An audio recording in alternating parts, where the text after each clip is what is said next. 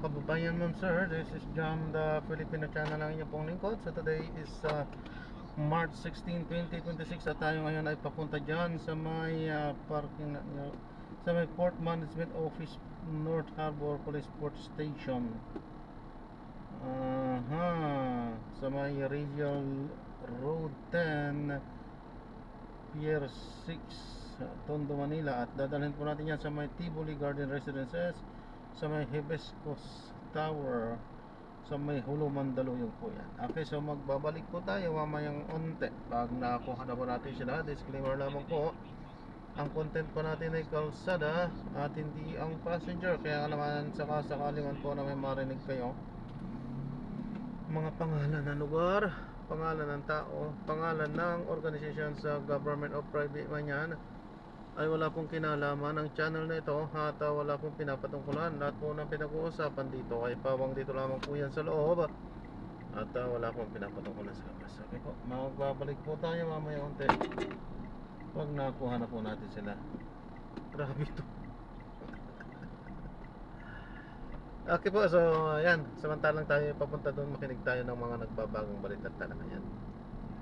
Na kahit na meron tayong sapat na supply na binabanggit ng DOE na petrol in state, dapat daw malaman pa yung product ng petrolyo kahit pati ng international market na nagkakaroon ng problema dito sa Middle East. Ang sinasabi pa nila, kailangan ng Pangulo ng Emergency Power dahil dapat ang ng Pangulong magdamag ng Immediate Resolution na pagpitihin ang next at iban sila rin.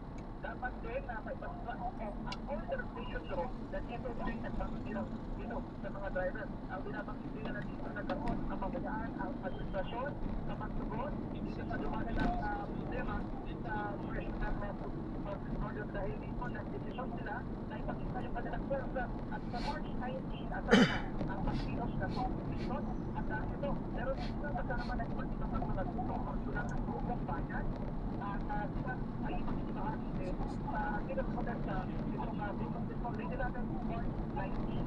Sa mga na ito, ay patuloy pa yung kanilang programa dito sa wala pagsulat sa pagkakas. Ano yung magpapit tayo sa pagkakas?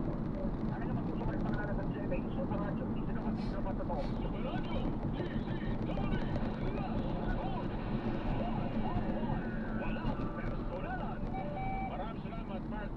Labing-aning na minuto bago mag-alas 10 ng umaga, ating kausapin naman po ang Chief Information and Vision Fog Coordination Unit ng Bureau of Fisheries and Aquatic Resources of IBAR, si Ginoong Nazario Grigera. Sir Nas, kumusta ka na? Magandang umaga. Si Orly Titi na dito sa walang personalan. Sir Nas. Yes, Sir Early, magandang umaga at magandang umaga rin po. Happy Monday sa lahat po ng nakatutok sa inyong programa ngayon. Inaabangan yata ang listahan ng Department of Agriculture para sa mabuang bilang pati ang pwedeng mabigyan ng tulong ng mga grupo ng mga magsasaka.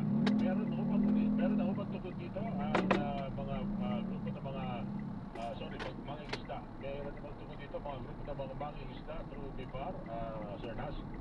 Yes, Sir Early, may nakahanda po tayo assistance para po sa ating mga mangingisda patungkol nga po rito sa pagbibigay ng fuel subsidy. Bunsod nga po nitong pagtaas ng presyo ng petrolyo, gawa po nitong krisis sa gitnang silangan. Nakasalukuyan ang initially identified number po natin na magiging beneficiaries po para sa ating mga mangingisda ay nasa 15 million po. At ito po yan, pagbibigyan ng 3,000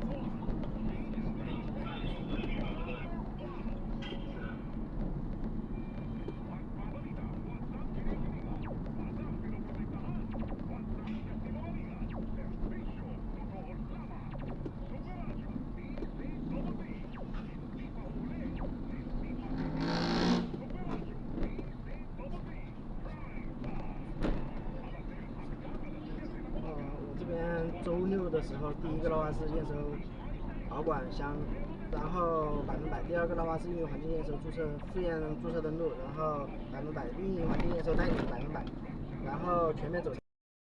Ayan. So na-drop na natin sila. Maraming salamat po sa panonood hanggang sa muli. Ingat. God bless. Paano po muna pansamantala tayo ay gagawa na ng ibang video sa ating susunod na mission. Hindi tayo nakapag-play. Alam naman na natin ang mga kadahilanan kung bakit. Alam po. Nahatid na natin sila. Malayo yan. Pero upload pa rin natin yan. At nagbiyahe pa rin naman tayo. Okay. So maraming salamat po. God bless. Paano po.